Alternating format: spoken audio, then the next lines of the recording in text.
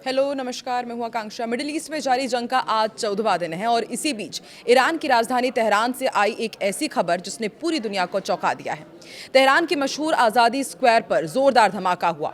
ये वही जगह है जहां पर रमजान के आखिरी जुमे यानी कि अंतर्राष्ट्रीय कुद्स दिवस के मौके पर हजारों लोग इकट्ठा हुए थे। लोग फिलिस्तीन के समर्थन में और अमेरिका के इजराइल के खिलाफ नारे लगा रहे थे।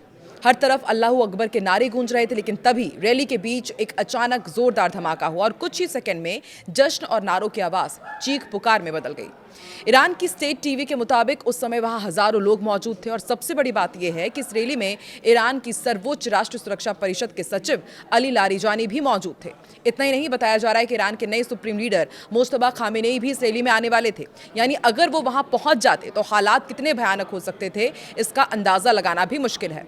अब सवाल ये है कि क्या ये हमला पहले से प्लान किया गया था, क्योंकि धमाके से ठीक पहले इजराइल ने ईरान पर हमले की चेतावनी भी दी थी और रिपोर्ट्स के मुताबिक इजराइल की तेहरान यूनिवर्सिटी के आसपास एयर स्ट्राइक की धमकी थी। उधर इस जंग में पहले ही बड़ा झटका लग चुका है। कहा जा रहा है कि युद्ध के शुरुआती हमले में ईरान के सुप्रीम लीडर अली खामेनेई की मौत हो गई थी, जिसके बाद उनके बेटे मुस्तफा खामेनेई को नया सुप्रीम लीडर बनाया गया और अब सत्ता संभालते ही मुस्तफा खामेनेई ने अमेरिका को खुली चेतावनी दे दी है। उन्होंने कहा है कि हम इस जंग में दूसरे फ्रंट भी खोल सकते हैं और दुश्मन को इसकी उम्मीद भी नहीं होगी।